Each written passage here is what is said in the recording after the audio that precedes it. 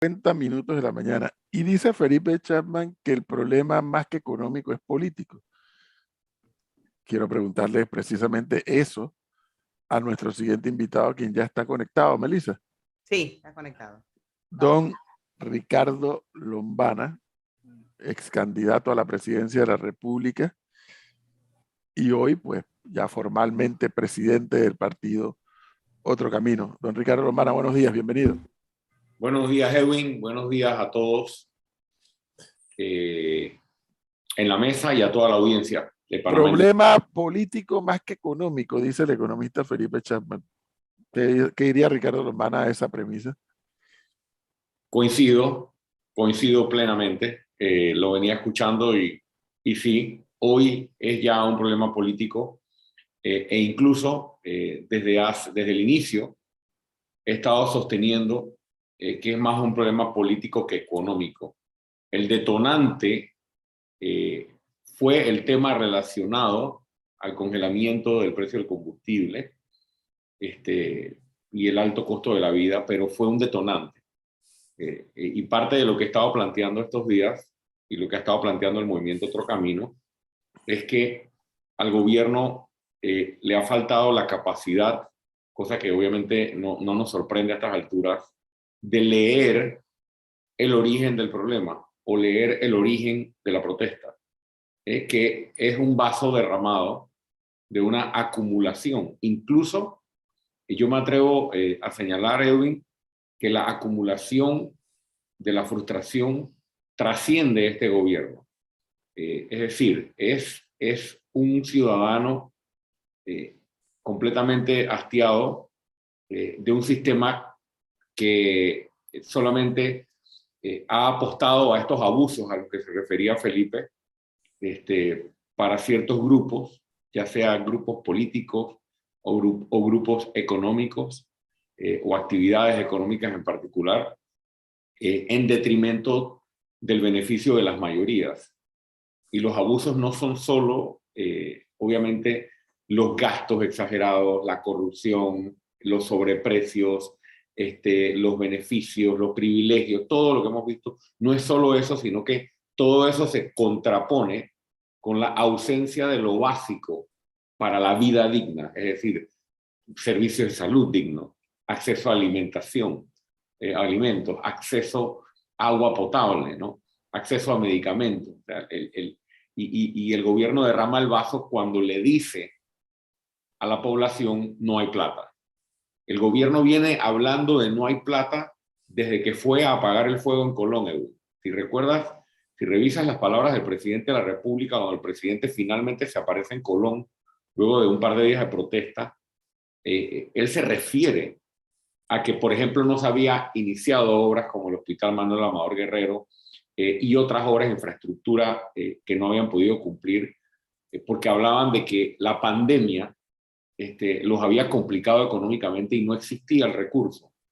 El gobierno viene consistentemente, ya desde hace algún tiempo, esgrimiendo la excusa de la falta de recursos, pero por otro lado, la población está viendo los excesos, tanto del sector político hoy en gobierno, como los excesos traducidos en algunas iniciativas para el sector privado también, que no son oportunas ni son convenientes, refiriéndome, por ejemplo, al tema de los incentivos y los créditos fiscales.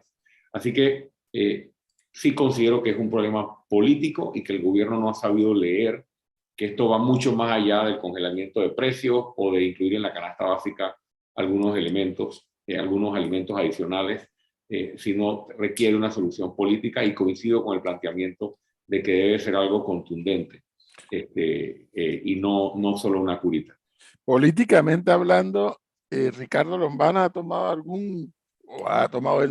han tomado con él contacto desde las esferas gubernamentales.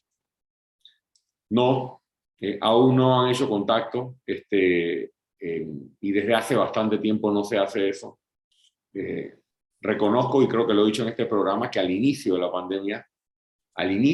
pandemia, sí hubo una iniciativa de llamar a actores políticos para recabar ideas, recabar propuestas, tratar de lograr algún tipo de consenso y unidad en cuanto a las propuestas políticas públicas y medidas que se iban a implementar en su momento. Pero ahora no solo no hay eso, y no creo que solo sea la falta de interés, sino que veo un gobierno completamente desarticulado, que es lo que más me preocupa. Me preocupa más que la decisión que tomen para tratar de salvar la crisis, es la falta de capacidad que exista en este momento con un presidente que ya es muy débil y ha mostrado una debilidad y una ausencia de liderazgo durante estos 3 años, ahora en una situación contra las cuerdas y aunque no se deben mezclar ambos temas, hay que decirlo, un presidente también pasando por un momento personal, por una situación lamentable de salud, que también evidentemente debe influir en un momento como este. Entonces preocupa la capacidad de tomar este toro por los cuernos y tomar decisiones extraordinarias que nos saquen de este lugar. ¿Sabe por qué le hago esta pregunta a Ricardo Lombana? Porque, a ver, rápidamente veamos el país. Focos de protestas en David y en San Félix, Tolé, allá. Santiago de Veraguas y sus alrededores. Chitré y la Villa de los Santos. Aguadulce y Natá, fundamentalmente. Luego Panamá Oeste, la altura de Chame, La Chorrera también, y Arraiján. Y naturalmente acá el centro de la ciudad. También protestas en Chepo, en Pacora, la 24 de diciembre, Darién. Y ayer también lo hubo en Colón. Es decir, en todo el territorio nacional. El gobierno convoca para hoy a una mesa y los de Veragua dicen, no, esto comenzó aquí y aquí tienen que venir. El gobierno ha dicho, no lo ha dicho, pero yo intuyo que está diciendo, yo para Veraguas no voy a ir. La última vez que mandamos una delegación, todo el país vio cómo los maltrataron. Así que, aunque el gobierno no lo ha dicho, es tácito que el gobierno está diciendo, no voy a ir allá. Es aquí en la ciudad del saber. Pero yo me pregunto, don Ricardo Lombana, no existe la posibilidad, le pregunto, de que por un lado la vida política del país organizada en partidos políticos y por otro lado todos estos gremios, agrupaciones, sociedades, movimientos que se han creado en torno a esta crisis tengan una apuesta en común todos para tener una apuesta en común con el gobierno. Eso será muy difícil. Sí considero que es difícil, pero se están haciendo los intentos, ¿no? Eso es una buena noticia. Que se hagan los intentos es una buena noticia. Sí, nosotros estamos desde hace algunos días en comunicación con algunos dirigentes de organizaciones, tanto las que están o algunas que están o han estado en las protestas, o liderando las protestas en distintos puntos, como de organizaciones o gremios que no han sido parte de las protestas, pero que han mostrado su preocupación. Y te encuentras, obviamente, y esto lo sabrás tú tal vez por la experiencia histórica, te encuentras con las dos posturas, ¿no? Te encuentras con la postura del que recibe esto positivamente, porque es momento de encontrar, o sea, la coyuntura exige encontrar esos puntos comunes y tener una posición común frente al gobierno. Pero, como estamos en un ambiente de tanta desconfianza, evidentemente también hay una barrera que a veces es difícil de superar con respecto a la sospecha o a la suspicacia que generan algunos, que los dirigentes políticos quieran aprovecharse, ¿no? de un momento de descontento. Entonces, hay que lidiar con esa desconfianza. La desconfianza es parte de la crisis que tenemos hoy y no por ello vamos a dejar de hacer el esfuerzo, ¿no? Y creo que en el día de hoy, y tal vez entre hoy y mañana, dependiendo de lo que ocurra, podría darse al menos un pronunciamiento conjunto. Es que yo no sé si habrá conciencia de que aquí perdemos todos, ¿no? Aquí nadie va a ganar, cuidado, ¿eh? Sí. Porque puede que el movimiento de protesta gane la protesta, pero esa ganar pasa por un costo para el país entero. Puede que el gobierno se saliera con la suya, pero esa salirse con la suya es un costo para todo el país igual. O sea, aquí nadie va a ganar desde el punto de vista de que, mira, logramos esto. Me gustaría aprovechar lo que estás diciendo, porque yo recuerdo cuando estaba Chile en ebullición, Edwin, y recuerdo a muchos diciendo, ¿cuándo va a pasar en Panamá esto? ¿Cuándo la gente va realmente a salir a la calle? ¿Cuándo finalmente el panameño se va a dejar de pisotear, etcétera, etcétera? Pero ya Chile nos permite, por el tiempo que ha transcurrido, hacer un análisis un poco de qué pasa después de eso, ¿no? Mira el proceso constituyente, que fue un resultado, entre otras cosas, de esa explosión. Mira cómo terminó significando hasta ahora poco o nada para transformar la vida de los chilenos, ¿no? Y por otra parte, no se puede negar la influencia que tuvo aquel estallido en el resultado electoral o en el apoyo que logró pues, un movimiento o una propuesta política de izquierda novedosa como la del presidente Boric.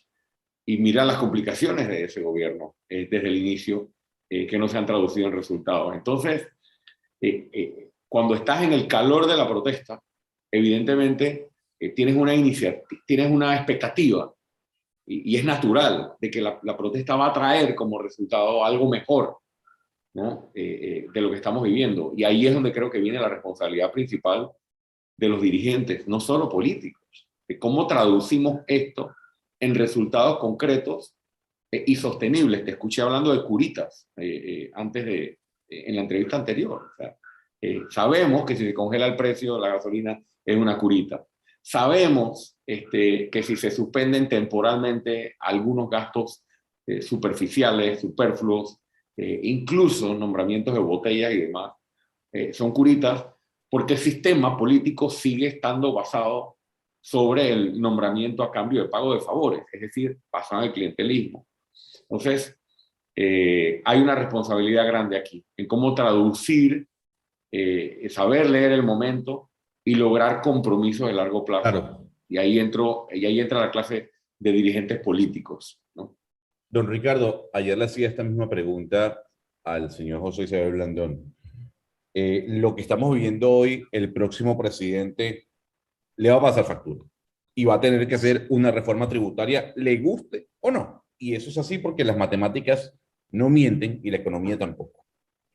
Pero yo le quisiera hacer esta pregunta a usted. ¿Qué haría usted en este momento si fuese presidente de Panamá? ¿Qué decisión tomaría más allá de las decisiones populistas que ha tomado Laurentino Cortizo con congelamiento de precios? Usted, si fuese presidente, ¿qué decisión tomaría para calmar a la población? Bueno, yo no puedo contestar esa pregunta sin decir que hubiésemos tomado las decisiones previas para no estar aquí. Yo le compartía al profesor Edwin Cabrera hace algunos minutos, porque nuestro equipo estaba obviamente revisando todo esto, un documento con una propuesta específica entregada al gobierno nacional en noviembre del 2020. En noviembre de 2020 nosotros le presentamos al presidente de la República y al gobierno nacional un paquete de medidas de contención del gasto que debían tomar de inmediato para no seguir creciendo una situación que podía generar explosión social o descontento social. Entonces no te puedo contestar esa pregunta sin hacer énfasis en que hace ya año y medio o a principios de la pandemia teníamos claridad de que si estábamos en gobierno en un momento como ese o hubiésemos asumido gobierno en un momento como el que asumió Laurentino Cortizo, parte esencial de nuestra propuesta política en campaña era precisamente el recorte presupuestario, el recorte del gasto público, sobre todo en lo que tiene que ver con planillas, gastos innecesarios y muchos otros rubros que ustedes me han escuchado mencionar anteriormente. Pero vamos a asumir el escenario de que yo estuviera al mando del país con el país en crisis como está. Lo primero es entender que la población no solo está pidiendo medidas económicas de congelamiento. La población está diciendo, me cansé de tu sistema que abusa de mí. Ok, ¿cuáles son esos abusos? ¿Por qué la gente se siente abusada? Primero, porque sabe que sí hay recursos y se están destinando para lo no necesario, para lo no importante. Entonces, lo primero que hubiésemos hecho hubiese sido, lo pusimos, lo he dicho en varias entrevistas estos días y lo pusimos en nuestras redes de manera formal, le hubiese solicitado la renuncia al ministro de Economía y Finanzas, que tengo que decir que era una figura que gozaba de respeto o de mi respeto al principio de la administración. Incluso resalté como uno de los nombramientos positivos en el gabinete, pero que ha decepcionado a un país. Le pediría la renuncia y al nuevo ministro de Economía y Finanzas le pediría que venga debajo del brazo con un paquete de medidas de contención del gasto agresivo, como las que están en el documento que nosotros presentamos hace año y medio, que no solo son medidas que tienen que ver con viáticos, viajes, gastos de movilización, doble salario, recorte de emolumentos para el sector público, sino también tiene que ver con reducción y contención, de reducción de la planilla estatal. Segundo, estaría más concentrado en reactivar la economía rápidamente y poner a mover la economía, que en seguir viendo de dónde saco fondos para que con fondos públicos tratemos de apagar fuegos mediante subsidios que tenemos que cubrir con más endeudamiento o con aumento de impuestos en el futuro, como bien lo dices tú. Yo pienso que el exceso de subsidios, el mantenimiento del vale digital y estas medidas que pueden ser necesarias, el gobierno las ha visto como un salvavidas ante su incapacidad de poder reactivar la economía y generar empleo. Yo como presidente, en un momento como este, no solo estaría sabiendo o procurando leer mucho mejor la molestia ciudadana que tiene que ver con el hartazgo de un sistema que abusa del panameño, sino también sentado con el sector privado, ¿no?, a revisar las medidas que necesitamos tomar para reactivar rápidamente la economía. Y te menciono 2 o 3 cosas. La primera es, ¿qué pasó con aquel programa anunciado con bombos y platillos de que para poner a mover plata en la calle iban a destinar una parte importante de fondos que se estaban obteniendo en financiamiento para obras comunitarias de rápido resultado? Pintura de infraestructuras, limpieza de veredas, tapar los huecos, construir microobras en las comunidades. Eso duró 2 o 3 semanas. Y eso lo han hecho varios países durante la pandemia y ha resultado, genera ingresos, le da dignidad a la gente porque es trabajo y pone a mover la economía. Aparte que son obras que se necesitan. Segundo, ¿hasta cuándo con el levantamiento del estado de emergencia? Si yo fuera presidente, como me preguntas, ya hubiese levantado el estado de emergencia. ¿Por qué esto es tan importante? Porque el inversionista que está afuera, que está buscando oportunidad, porque en los momentos de crisis hay grandes oportunidades para la inversión, está viendo que en Panamá aún se mantiene un estado de emergencia, que sabemos que es una restricción a la hora de evaluar el país para inversiones, y segundo, sobre todo para mover el sector turismo. No entendemos por qué el gobierno está tan desconectado de la toma de medidas que tienen que ver con la posibilidad de reactivación económica y solo concentrado en apagar fuegos o tratando de apagar fuegos, metiendo la mano en la caja, metiendo la mano en el endeudamiento. Allí algunas medidas, y creo que también aprovechando lo que mencionó Edwin, creo que sería momento como presidente de la República de llamar a otras fuerzas, ¿no?, de convocar a otras fuerzas, convocar a otros grupos y lograr un acuerdo nacional que ya no sea solo de mediano plazo. Un acuerdo nacional. El país se hartó de que, del sistema que funciona, de que el que llega a gobierno, gobierna para su partido y para sus donantes de campaña. ¿Cómo transformamos eso? Eso requiere reformas más profundas. Eso requiere incluso un compromiso de paquete de reformas legales, compromisos puntuales. Pero que, un momento, parada ahí, me hace reaccionar Ricardo Lombana con lo que acaba de decir. Ricardo Lombana, intuyo que luego de la experiencia de la elección pasada, donde quedó de tercero con un caudal de votos importante en aquel momento, intuyo que va a aspirar a ser presidente de la República, candidato a presidente de la República en mayo de 2024. ¿Qué me está diciendo? Que si gana, va a romper con ese esquema de que gobierno para mi partido. Absolutamente. Yo le pido a Edwin Cabrera y a los que están en la mesa y a la población que me escucha que nos den la oportunidad. Esa es nuestra propuesta principal, romper con ese sistema. Tenemos 5 años planteándole al país que queremos llegar a gobierno para, entre otras cosas, romper ese sistema. Y los miembros de Otro Camino y quienes han apoyado desde el inicio este movimiento comprenden que esa es parte esencial de nuestro planteamiento y que parte de lo que la población está pidiendo es dejar de, o sea, no quieren seguir siendo abusados de un sistema. Cuando tú recorres el país, Edwin, casa por casa, cosa que no hemos parado de hacer, la gente no solo está harta del gobierno actual, la gente está harta del sistema, ¿no? Que le ha dado la espalda. Y ya la gente lo midió y lo midió con todos los partidos tradicionales, ¿no? Entonces, pretender llegar a gobierno y creer que solamente con poner a mover la economía vas a contentar a un país es un gran error, porque aquí ha habido momentos, picos altos y momentos altos en crecimiento económico, y picos bajos, y los resultados siguen siendo los mismos a la hora de un sistema que no le responde al ciudadano. Es decir, los indicadores macroeconómicos en algunos momentos son envidiables y en algunos momentos somos el Dubái de las Américas y el país de mayor crecimiento económico, pero cuando vas a las otras cifras, que son las cifras de desarrollo humano, es decir, a pesar de eso, cómo está la salud de los panameños, cómo está el acceso a servicios de salud digna, a educación digna, seguridad, acceso a agua potable y demás, vamos en dirección contraria. Es allí donde está la gran molestia ciudadana, y el que no entiende que es por allí, con medidas paralelas en ambos sentidos, me parece que no ha entendido cuál es la molestia con el sistema político. Así que la respuesta es sí.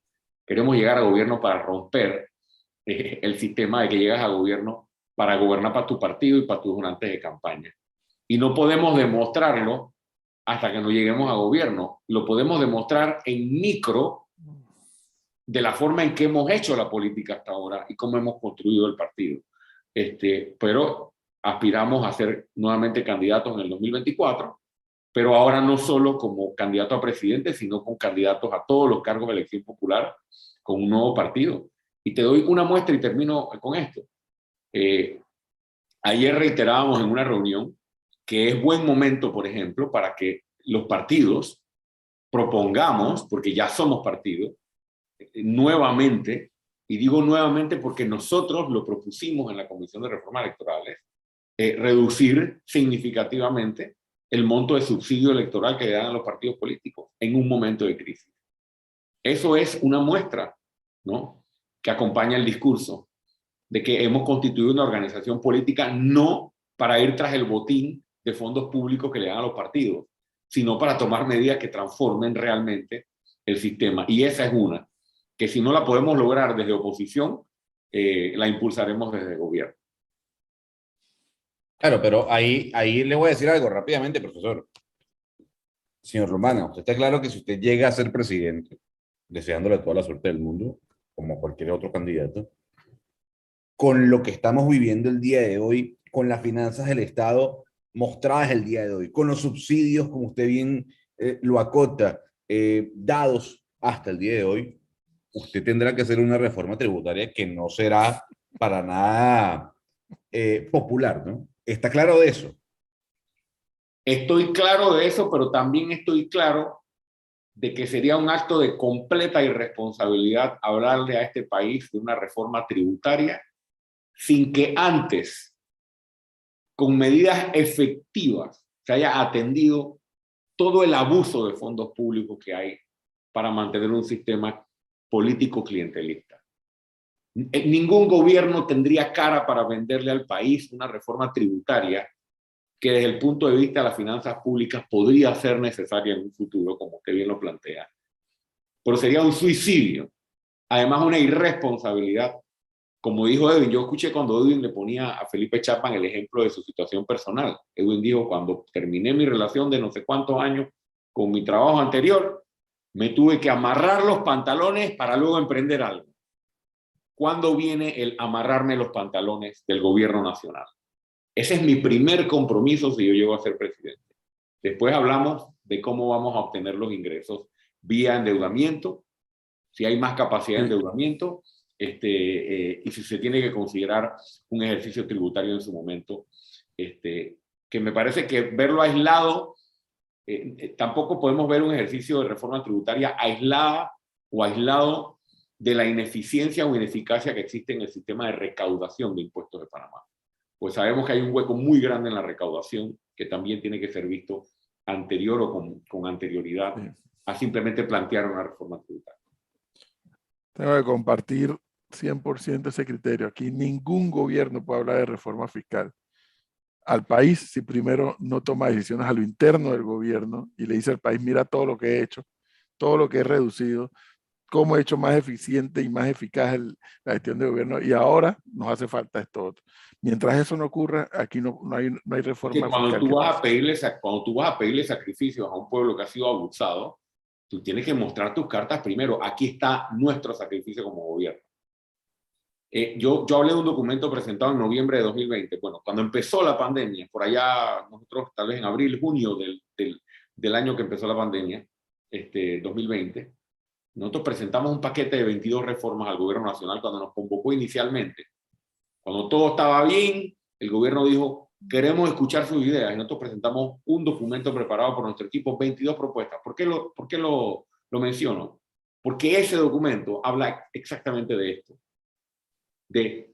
Va a haber que pedirle sacrificios a la población, pero no equivoque, presidente, en salir a pedir sacrificios a la población si primero el gobierno nacional no muestra este listado de sacrificios por parte de la administración pública.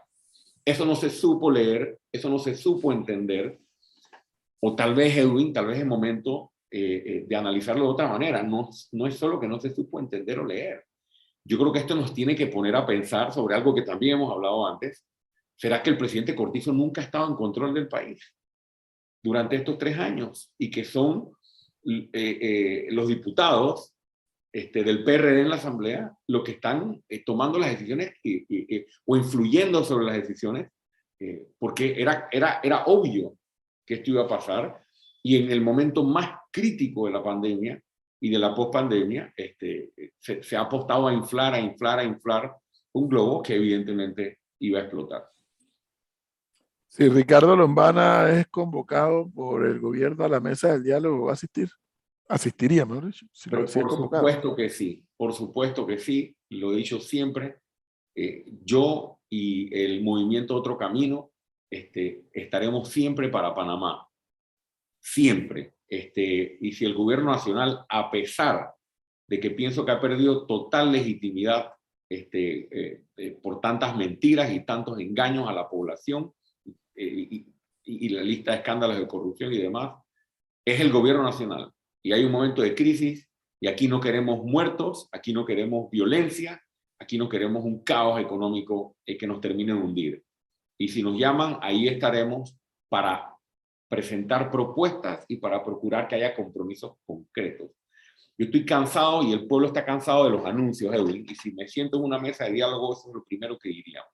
De aquí no podemos salir sin medidas aplicables de inmediato. Y te voy a dar 2 ejemplos. 2 nada más, porque hay como 25 ejemplos de que este es el gobierno de los anuncios y no de los hechos. ¿Recuerdas el anuncio del contrato de la compañía minera? Esto fue hace ya varios meses.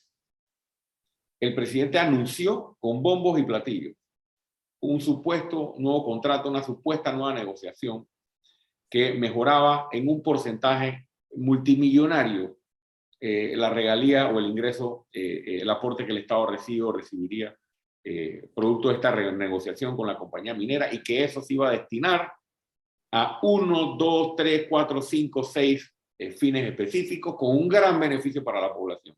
Eso fue lo primero que nosotros planteamos en ese momento, que eso era solo un anuncio, y que era irresponsable salir a decirle al país en un ejercicio politiquero para tratar de tapar los abusos, para tratar de tapar y agarrar a la gente de pendeja, porque la gente ya estaba en ebullición, empezando la ebullición. Vamos a salir y les decimos todo lo que les hemos conseguido con la renegociación.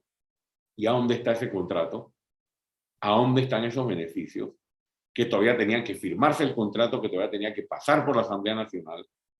Eso es una irresponsabilidad, Edwin. Eso es jugar a la politiquería.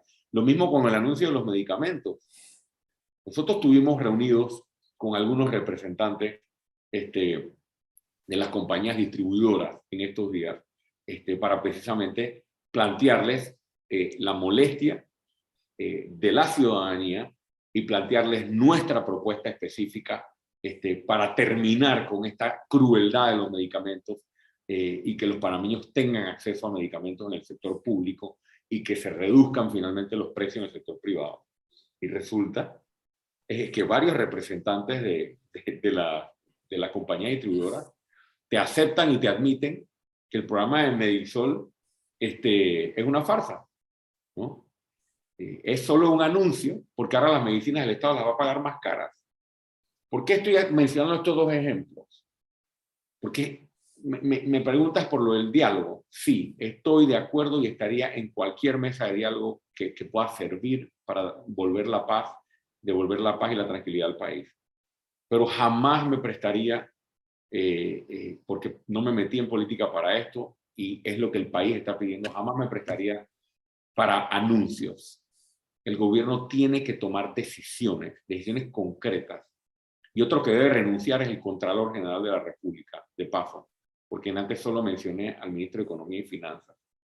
Toda esta danza multimillonaria al servicio del saqueo de las arcas del Estado y de la irresponsabilidad de las finanzas públicas y el manejo de los fondos ha sido ante la mirada cómplice de un Contralor General de la República que no ha cumplido con su rol constitucional. Sería otra forma o una medida más para poder apagar el fuego que hoy tenemos en el país.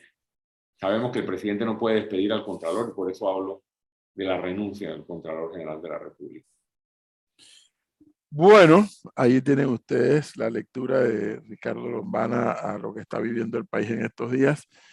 Yo creo, la pregunta pudiera sonar hasta un poco tonta, ¿no? De que si lo llaman a resistiría, y uno puede imaginarse cuál es la respuesta a ensayar. La respuesta siempre debe ser favorable, pero el país pasa por un momento de mucha tensión y probablemente, cuidado, don Ricardo Lombana, cuidado que el país está pasando por momentos de grandes decisiones.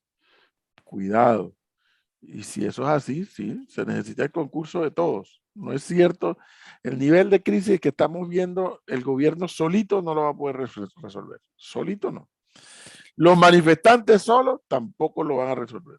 Lo que sí lo va a resolver es llegando a acuerdos mínimos indispensables, ¿no? Entre gobernantes y gobernados para salir de esto y procurar que la economía se siga moviendo, porque como ha estado paralizada, nos está afectando a todos, a los que están en las calles manifestándose, a los que están en gobierno, a los que están en sus casas, pues no salen porque no quieren encontrarse con los cierres de calle, a todos nos De acuerdo, de acuerdo. Me gustaría hacer un comentario final sobre ese apunte que hace Edwin, y es que creo que se requiere del concurso de todos en este momento, dejar las banderas políticas a un lado, y no pretender utilizar el momento para pensar en las elecciones del 2024. ¿no? Este no es un momento para hacer esos cálculos. Este es un momento para pensar en el país. Es más, te voy a decir algo. Me había puesto la camisa de Otro Camino para esta entrevista y me la cambié porque yo pensé, ¿sabes qué? Yo no considero correcto en este momento. Y siempre hago mis entrevistas con mi camisa de Otro Camino. O sea, no es momento para esto. Y me cambié. Por más insignificante que sea, al menos yo como figura política siento que haciendo cosas como estas, estoy al menos representando lo que la membresía de Otro Camino quiere que el líder de Otro Camino represente. Alguien que no quiera aprovecharse del momento para ganar puntos políticos, sino pensando en el país. Quiero decir eso por un lado. Dos, la importancia de demostrarlo con hechos, con propuestas. Nosotros estamos reiterando todas estas propuestas que hemos acumulado, más las nuevas, para reiterárselas al gobierno nacional. Es decir, no estamos allá afuera solamente dándole palo al gobierno por habernos traído hasta aquí, sino también desde nuestro punto de vista cuáles son las vías de solución al problema en corto plazo y en largo plazo. Y finalmente, hablas de todos los actores, Edwin. Quiero hacer un comentario sobre los gremios del sector privado. Así como le hacemos un llamado de atención o un llamado respetuoso a otros sectores y ponemos el dedo apuntador sobre el gobierno nacional, aquí todos perdemos con los cierres, todos perdemos. Pero los gremios del sector privado también tienen que sensibilizarse en sus pronunciamientos con respecto a lo que la población está sufriendo. Y me refiero a que salir a apuntar el dedo sobre los manifestantes únicamente es también no entender la frustración acumulada de 5, 10, 15, 20 años de abuso de un sistema. Entonces, ojo con los planteamientos, porque sabemos, Edwin, que dentro de todo lo legítimo de la protesta están los grupitos que quieren pescar en río revuelto e impulsar agendas ideológicas y demás en medio de esto. El sector privado tiene que saber leer eso, porque en otros países tal vez no se supo leer en ese momento. Sí. Y hay que entender y tener empatía, que la mayoría de las personas que están afuera protestando lo hacen de manera legítima y tienen todo el derecho a estar cabreados. Sí, que los cierres de calle tienen afectación, por supuesto que tienen afectación. Pero si yo tengo 20 años viendo cómo me roban a través de las planillas brujas en la Asamblea Nacional, ¿a mí qué me va a importar cerrar una calle que pueda afectar a un tercero? Si ya estoy contra la pared, mi familia está contra la pared y tengo 20 años contra la pared. Hay que saber entender a la ciudadanía. Y hay un punto de cabreo y eso es lo que hay que detener con medidas concretas. Todos tenemos que dar nuestro aporte. Y parece que hay gente que en Panamá le cuesta hacer lectura política del panorama. Eso sí lo tengo yo muy claro. Le cuesta entender y hacen el análisis del hecho que tienen por delante. Incluso algunos ministros que no revisan hacia atrás. Unos ministros que salen con unas declaraciones que tú dices, Dios, o sea, ¿cómo dicen semejante cosa, no? Que el pueblo recibe como bofetadas, ¿no? Pero bueno, aquí estamos para las que sea, como se dice popularmente, y estaremos para el país en la búsqueda de soluciones. Bueno. Y reiterarle a mis, diría compañeros o compatriotas, dirigentes políticos de otros partidos, dirigentes independientes, que este no es momento de pensar en las elecciones, ¿no? Es momento de pensar en cómo salimos de esto y cómo saber leer lo que la población quiere. Pregúntale a toda esa gente que está allá afuera en la calle protestando si les preocupa la elección del 2024. Por supuesto que no. Nadie está pensando en eso allá afuera. Pero algunos políticos que no han sabido leer piensan que es que esto se soluciona votando diferente en el 2024. No, tenemos que primero llegar al 2024 con un país estable y un país que se recupere económicamente. Bueno, don Ricardo Lombana, muchas gracias por compartir este tiempo.